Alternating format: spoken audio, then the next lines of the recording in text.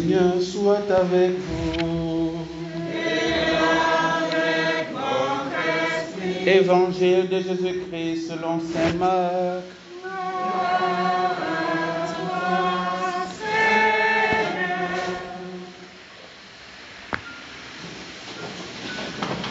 En ce temps-là, parlant à la foule, Jésus disait: il en est du règne de Dieu comme d'un homme qui jette en terre la semence. Nuit et jour, qu'il dorme ou qu'il se lève, la semence germe et grandit. Il ne sait comment.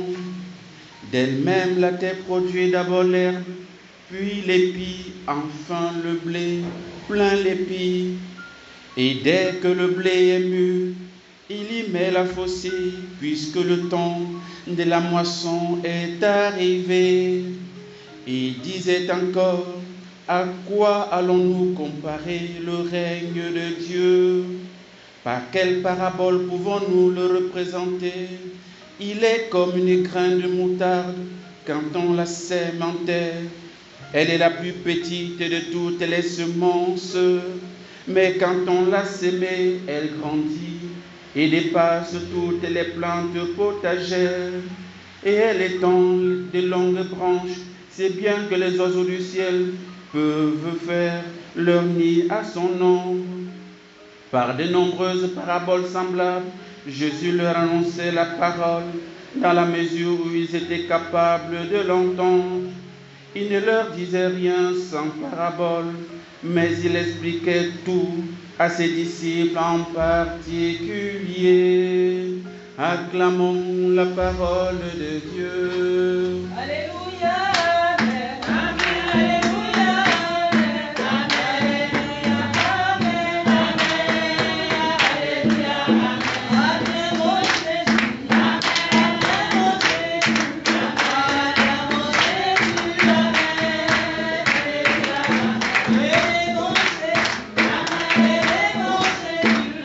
Mon Jésus. Amen. Mon Jésus. Amen. Mon Jésus. Amen. Alléluia.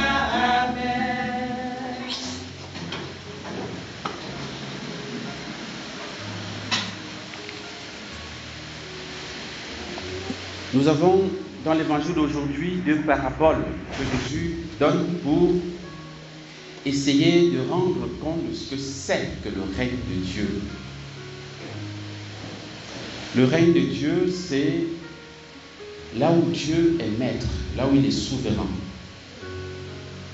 Et c'est tout simplement là où il est présent, intensement présent, sans obstacle. Et le Seigneur va présenter ces deux paraboles qui, à mon sens, est une, comment on appelle ça, est une réalité, une seule réalité, mais sous deux facettes, sous deux aspects importants de la sainteté. La sainteté, frères et sœurs, elle est une, mais elle a double face. Vous le saviez? Non, apparemment. Je pense que vous le savez, mais en tout cas, peut-être que vous ne savez pas l'exprimer, peut-être dans ce sens, peut-être. La sainteté a double aspects. C'est une seule réalité, évidemment. Et ici, les deux paraboles rendent compte de ces deux aspects de la sainteté. Il nous est dit, premièrement, que le règne de Dieu apparaît comme d'un homme qui jette en terre la semence, nuit et jour, qu'il dorme ou qu'il se lève, la semence germe et grandit. Il ne sait comment. Ici, ça manifeste l'invisibilité, si on peut dire, du règne de Dieu. Le règne de Dieu est effectif, mais il est invisible, il est insensible, il n'est pas observable. Et c'est ce que Jésus prend l'image d'une semence, d'un agriculteur qui sème, et nous avons l'expérience tous, quand on sème par le maïs, voilà. Un jour on vient constater qu'il a poussé, d'accord, voilà, l'herbe a poussé, après vous allez voir l'épi qui sort, après vous allez voir que l'épi est devenu costaud parce que voilà, les grains ont rempli l'épi. Tout ça, nous n'avons pas vu observer, nous n'avons pas suivi le processus de croissance. Et pourtant, même si vous asseyez, vous prenez votre banque, vous asseyez devant la plante, vous n'allez pas savoir à quel moment il grandit. Il ne faut pas. C'est un mystère, quelque part. Sans être un mystère absolu, c'est un mystère de la nature, si on peut dire. Voilà. Et Jésus prend cette image pour bien montrer la même chose sur le plan de la foi. C'est ce qui se passe. Et c'est ça le premier aspect de la sainteté, frères et sœurs. La sainteté, avant de préciser, je voulais vous dire que, est-ce que vous savez que toi et ton voisin et ta voisine, vous êtes saints? Vous le savez? Non, il ne faut pas. Est-ce que vous le savez? Vous ne le savez pas? D'accord. Aujourd'hui, c'est la bonne nouvelle du jour. La sainteté est d'abord un don, avant d'être un acte. C'est le premier aspect, c'est la première dimension. La sainteté, c'est ce qu'on appelle la sainteté théologale. Il y en a deux aspects. Il y a la sainteté théologale et la sainteté morale. Si vous voulez, on peut dire la sainteté théologale et la sainteté anthropologique. Il y a ces deux aspects-là. Donc le premier aspect, c'est la sainteté théologale. Sans celle-là, il n'y a pas la deuxième. La deuxième ne peut pas exister, ne peut même pas exister s'il n'y a pas la première. Et la sainteté théologale, c'est ce que nous avons tous reçu pour ceux qui sont baptisés. Le jour de votre baptême, vous avez reçu cette sainteté théologale. Vous avez reçu cela comment? En recevant le baptême, vous êtes devenu enfant de Dieu, n'est-ce pas? Mais qu'est-ce qui fait que vous avez la vie de Dieu en vous? C'est la foi, la charité et l'espérance. Ce sont les trois vertus théologales qui font de vous des saints, qui vous donnent d'avoir accès à l'espace de Dieu, à la nature de Dieu. C'est pourquoi on devient, on ne naît pas enfant de Dieu.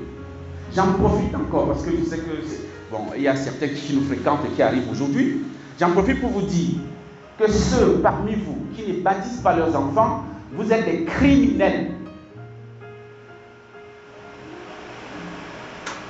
Et je pèse mon mot, je n'enlève rien. Vous êtes des criminels. Vous condamnez votre enfant. Vous le laissez à la merci du démon. Parce que ce qu'il y a de plus important à donner à votre enfant, ce n'est pas le biberon. Ce n'est pas la tétée. C'est le bon Dieu. C'est l'essentiel de notre existence. Cet enfant est né, créé par Dieu, en vue de Dieu. Et donc, lorsque l'enfant vient au monde, la première chose, même avant qu'il ne vienne au monde, dès que la femme est enceinte, vous devez y aller vous voir le curé. Lorsque vous avez dit, l'enfant va naître à peu près à tel mois, vous allez voir le curé, vous voyez avec lui. Je quitte la maternité, je passe à la paroisse. Vous connaissez n'est-ce pas, ma théorie. Vous quittez la maternité, vous passez à la paroisse, on baptise l'enfant, puis vous rentrez à la maison. C'est ce qu'il y a de plus important à donner à votre enfant. Ce n'est pas le lait, ce n'est pas les habits, ce n'est pas l'école. C'est d'abord le bon Dieu. Et donc, le jour où nous sommes baptisés, nous recevons la présence de Dieu dans notre vie, à travers la foi, la charité et l'espérance. C'est ça la sainteté théologale, frères et sœurs. C'est la présence de Dieu dans notre vie, point final. Et c'est ce que je dis ici. Et ça, ce n'est pas observable. On ne voit pas la foi descendre, on ne voit pas l'espérance descendre, on ne voit pas, n'est-ce pas, la charité descendre, n'est-ce pas? C'est invisible à nos yeux. C'est le Saint-Esprit qui opère ça dans l'invisible, puisqu'il s'appelle Esprit Saint. Voilà. L'Esprit, ça ne se voit pas, par définition. Et donc, ça, c'est la première sainteté. La sainteté théologale. La première dimension fondamentale. Et ce que la deuxième lecture dit, Saint Paul dit, en effet, nous cheminons dans la foi, non dans la claire vision. Nous ne voyons pas ce que Dieu accomplit dans l'obscurité, dans l'invisible, dans notre vie, dans notre cœur, dans notre histoire. Nous ne pouvons pas voir avec les yeux de la chair, sauf s'il le permet. Mais c'est invisible. C'est ça la sainteté. C'est pourquoi nous sommes tous saints. De par la sainteté théologale, nous sommes tous saints. Et c'est pas Saint Paul dira, quand il écrit aux Romains, il dit saluez les saints qui sont à Rome. Et dans les autres lettres aussi, il le dit, les saints vous saluent. C'est pas qu'ils sont déjà canonisés, non. C'est parce qu'ils sont habités par Dieu. Ils sont habités par la foi, la charité et l'espérance. Donc, ils sont saints. Ils appartiennent à Dieu. Ils sont le domaine de Dieu. Ils sont le lot de Dieu. Et c'est ça qui justifie cette première parabole de Jésus. Et la deuxième parabole rend compte de ce qu'on appelle la sainteté morale ou anthropologique. Et là, ça dépend de nous. C'est notre réponse à la première sainteté. Vous allez, si vous avez été attentif à la prière d'ouverture, il est dit, Dieu Tout-Puissant, force de ceux qui espèrent en toi, sois favorable à nos appels, puisque l'homme est fragile et que sans toi il ne peut rien faire. Vous êtes convaincus de ça? Nous, on se rend compte chaque jour que voilà notre fragilité, nos infidélités, voilà. Et Jésus l'a dit, sans moi vous ne pouvez rien faire. Jean 15, verset 5. On ne peut rien faire sans la grâce de Dieu. Et donc la grâce est première. Et puis, la prière continue. Donne-nous toujours le secours de ta grâce. Et ainsi, nous pourrons, en observant tes commandements, vouloir et agir de manière à répondre à ton amour. Notre manière d'agir est une réponse à la grâce de Dieu dans notre vie qui nous précède. Si tu n'as pas la grâce de Dieu, tu ne peux rien faire. Tu es un gâchis permanent. Tu es un gâchis à l'état brut. Évidemment, c'est que laisser à nous-mêmes, c'est... Non, mais c'est la jeune. C'est mortel. Sans la grâce de Dieu, on serait tous des monstres. On serait des monstres ambulants. Et donc, la deuxième parabole montre ceci, en ces termes. À quoi allons-nous comparer le règne de Dieu? Par quelle parabole pouvons-nous la représenter? Il est comme une graine de moutarde. Quand on la sème en terre, elle est la plus petite de toutes les semences. Ici, le fait d'être petit, cette semence d'être petit, ça symbolise aussi le mystère de la foi, qui ne se voit pas, qui est invisible à nos yeux. C'est petit, on ne se rend pas compte. C'est comme n'est-ce pas, la levure par rapport à la farine. Vous voyez, quand vous mélangez la levure à la pâte, n'est-ce pas, la farine, c'est elle qui fait monter la pâte, alors qu'elle est invisible. On ne la voit plus. Elle est enfouie dans la pâte, elle disparaît, mais c'est elle qui fait lever toute la pâte. Et pourtant, vous avez mis juste un petit peu. Par rapport à 5 kilos de farine, ou bien je ne sais pas, 10 kilos, voilà, elle fait monter toute la pâte. C'est exactement ça la petite graine. C'est ça la grâce de Dieu. Elle est petite. Et c'est la plus petite de toutes les semences, mais quand on l'a sémée, elle grandit comme cette pâte. Elle grandit et dépasse toutes les plantes potagères et elle étend de longues branches, si bien que les oiseaux du ciel peuvent faire leur nid à son ombre. Frères et sœurs, ça c'est notre part. Lorsque je mets en exergue, lorsque je mets en acte, lorsque j'utilise la grâce que j'ai reçue de Dieu, ça me permet de pouvoir porter du fruit, m'étendre. Je n'ai pas besoin de faire la publicité. Quelqu'un qui a rencontré Dieu, quelqu'un qui vit de Dieu, ça se sait, cela se connaît.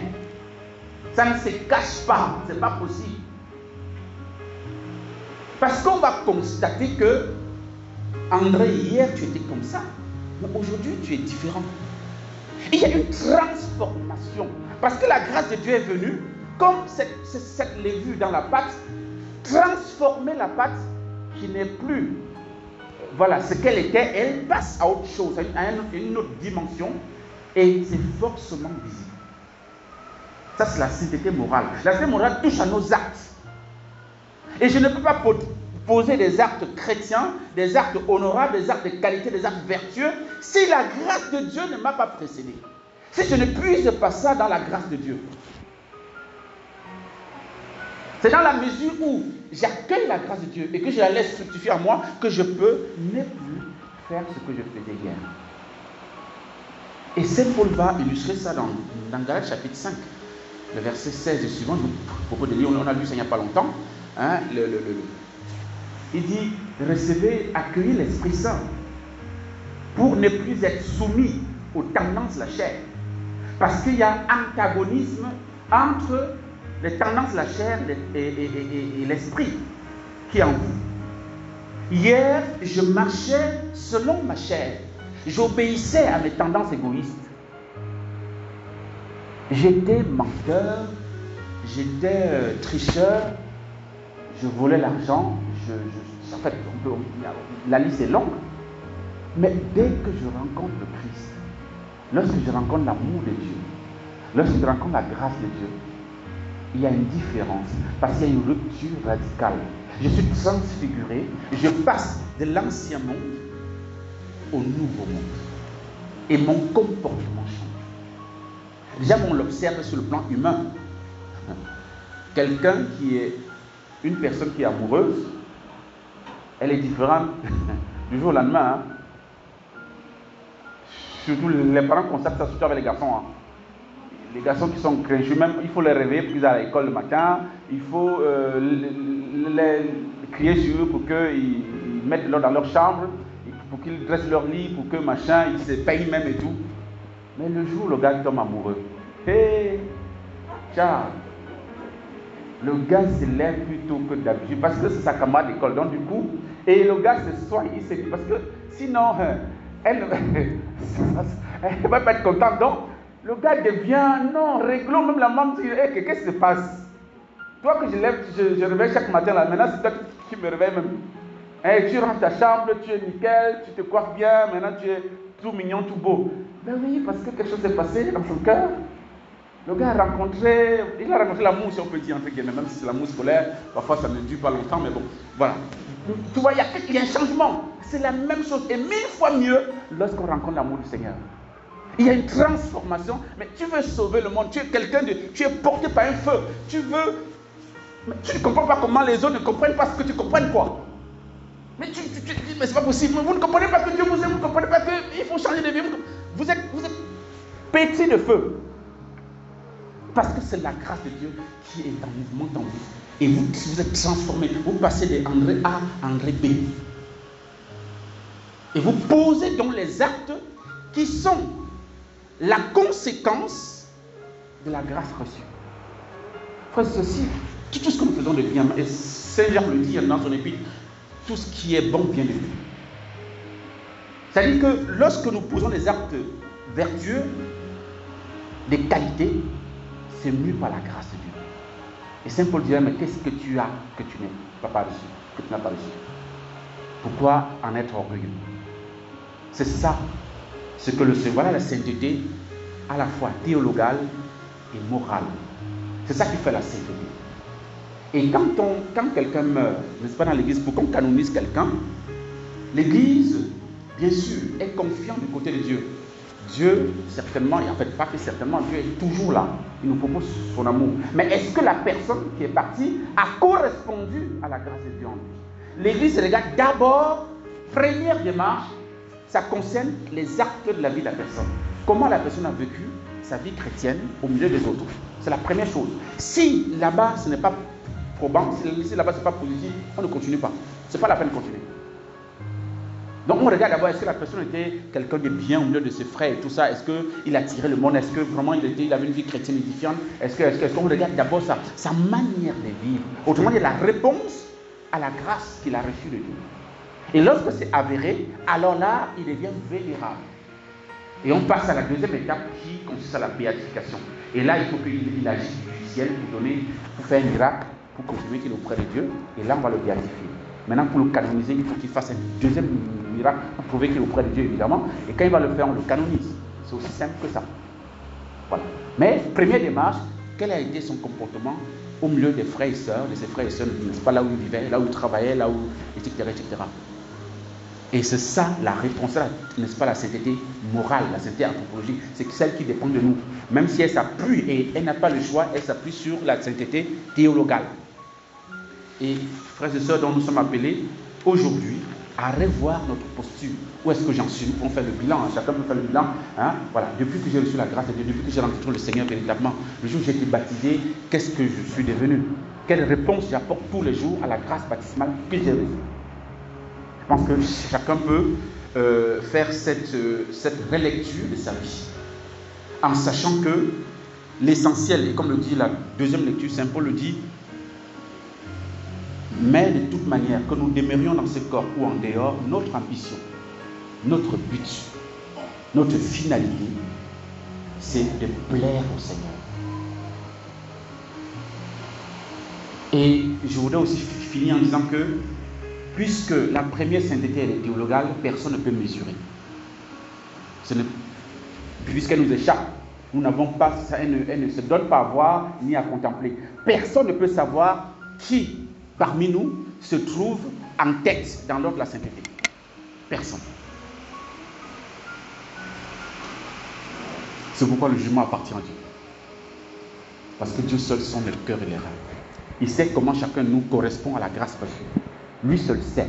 Nous n'avons pas accès à ce savoir-là, à cette connaissance-là, pour que nous restions humbles, que nous restions petits. Et c'est pourquoi Saint Paul disait, ayez assez d'humilité pour reconnaître les autres supérieurs à vous, pour conseiller les autres supérieurs à vous. Parce que tu ne sais pas à quel niveau se trouve devant Dieu par rapport à toi. Et donc, vaut mieux jouer les hommes, vaut mieux jouer les prudents, en disant que, parce que évitons ce que j'appelle souvent le complexe de sainteté. Comme je fais mon rosaire chaque jour, je fais la messe chaque jour, je me confesse chaque semaine ou chaque, je ne sais pas quoi, 2 fois par mois ou 1 fois par mois. Comme je fais ci, comme je fais ça, comme je fais ci, je crois que je suis pas mal quand même. Je dois avoir une posture devant Dieu qui soit supérieure à celle de ma voisine. Qui t'a dit ça? Tu mesures ça par rapport à quoi? Par rapport à la multiplication de tes prières, de tes rosaires, de l'adoration, de la messe et tout ça? Non. Tu peux même communier pour ta condamnation, tu n'en sais rien. Vous voyez? Voilà. Donc, faisons attention, nous ne pouvons pas, cela nous échappe. Dieu seul se réserve le jugement, ce jugement-là, parce que cela dépend de lui. Et c'est pourquoi il dit dans l'évangile, par rapport à la fin de la première parabole, il dit, d'elle-même la terre produit d'abord l'herbe, puis l'épi, enfin le blé plein l'épi, et dès que le blé est mûr, il y met la faucille, puisque le temps de la moisson est arrivé. Ça touche à l'eschatologie, à la fin dernière. Et par rapport aux fins dernières, il y a 2 fins dernières. Et à la fin particulière, la fin personnelle qui intervient après la mort, et la fin générale, la résurrection des morts au dernier jour et tout ça. D'accord? Donc déjà, lorsque c'est mûr, lorsque le Seigneur sent que c'est le moment, il t'appelle. Il t'appelle. C'est lui seul qui sait. C'est lui seul qui sait. C'est pourquoi aussi faites attention de ne pas mettre un terme à votre vie. Elle ne vous appartient pas, elle appartient à Dieu. C'est Dieu qui l'a créée. C'est Dieu qui a le pouvoir sur elle. Autant sur vous-même, autant c'est sur quelqu'un d'autre. Un enfant que le Seigneur crée en vous, cet enfant n'est pas le vôtre. Il est l'enfant de Dieu. Et il n'y a aucune raison, excusez-moi, je ne manque jamais l'occasion de le dire, il n'y a aucune raison que vous mettez un terme à la vie d'un enfant par un avortement. Vous n'avez aucune raison. Il n'y en a pas. Même si c'est par viol, même si c'est par inceste, vous n'avez pas le droit de mettre un terme à la vie humaine. Chaque créature humaine est faite à l'image et à la ressemblance de Dieu. Ne soyez ni complice, ni auteur, ni complice passif ou actif. J'en profite pour vous dire que si vous êtes dans le bus, dans une voiture, dans un taxi, je ne sais pas, vous entendez 2 personnes en train de parler de l'avortement. Ça ne vous concerne pas, vous ne connaissez pas ces personnes. Si vous ne dites rien, vous êtes autant criminel que par rapport à cet enfant. Vous avez le devoir de dire à cette personne, excusez-moi, je ne vous connais pas, je ne connais pas votre histoire, mais je vous en prie, si vous avez votre enfant, gardez-le, parce que c'est une créature de Dieu. Dites-le, même si ça ne va pas, même si la personne ne va pas vous écouter, vous l'avez fait. Et comme Dieu est souvent fort, la personne peut se rendre compte après que c'est la voix de Dieu qui lui a parlé, et la personne peut sauver cette vie grâce à vous. Si vous vous taisez, alors que vous l'avez entendu, vous êtes autant criminel que cette personne, vous devez le confesser et réparer. Voilà, demandons au Seigneur de nous garder dans sa sainteté théologale de plus en plus. Et l'Eucharistie, c'est le lieu, le sommet où nous recevons la grâce, puisque nous recevons Dieu lui-même, l'auteur de la grâce, pour qu'il vienne en nous, nous bonifier, nous transformer, pour que nos actes ressemblent de plus en plus à la grâce reçue. Amen.